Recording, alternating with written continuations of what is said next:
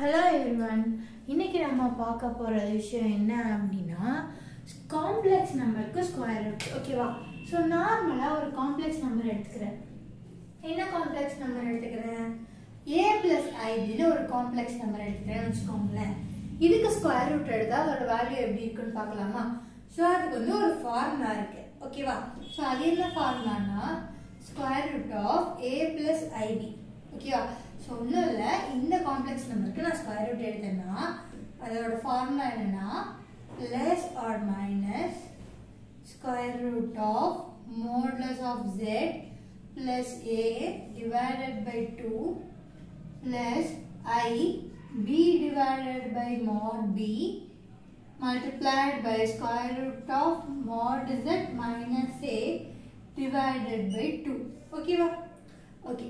So இப்போ இது எதுக்கான formula அப்படினா நார்மலா ஒரு நம்பருக்கு ஸ்கொயர் ரூட் எடுக்கிற மாதிரி இப்போ எதுக்கு எடுத்துக்கோம்னா ஒரு காம்ப்ளெக்ஸ் நம்பருக்கு எடுத்துக்கோம்.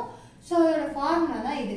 சோ இதுல ஒரே ஒரு கண்டிஷன் தான் என்ன அப்படினா இந்த b இமேஜினரி பார்ட் இருக்குல இது ஜீரோவா இருக்க கூடாது. ஓகேவா? சோ ஜீரோவா இருந்தா என்ன ஆகும்? ரியல் பார்ட் மட்டும் இருக்கும். அப்ப நம்ம நார்மலாவே நம்ம வந்து என்ன பண்ணிடலாம் அப்படினா ஸ்கொயர் ரூட் எடுத்துக்கலாம். சோ இது வந்து ஸ்கொயர் ரூட் எடுக்க. இதே மாதிரி nth ரூட் அப்படி எடுக்கணும் அப்படினா அதுக்கு ஒரு ஃபார்முலா இருக்கு. எழுதலாமா?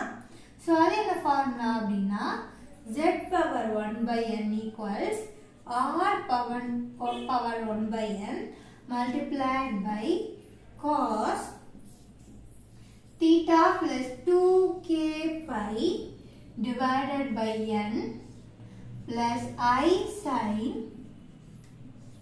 theta plus 2k pi divided by n. ஓகேவா? சோ இதுல இந்த k என்ற டேர்ம் இருக்குல்ல, சோ அது எப்படி இருக்கும்னா 0 1 2 ன்னு அப்படியே போயிட்டே n - 1 வரை இருக்கும். ஓகேவா? சோ இப்போ நம்ம என்ன பார்த்திருக்கோம்னா ரெண்டு ஃபார்முலா பார்த்திருக்கோம். ஒன்னு வந்து ஒரு காம்ப்ளெக்ஸ் நம்பருக்கு ஸ்கொயர் ரூட் எடுக்கிறதுக்கான ஃபார்முலா, இன்னொன்னு வந்து என்ன அப்படினா nth ரூட் எடுக்கிறதுக்கான ஃபார்முலா. ஓகேவா? Okay guys, thank you.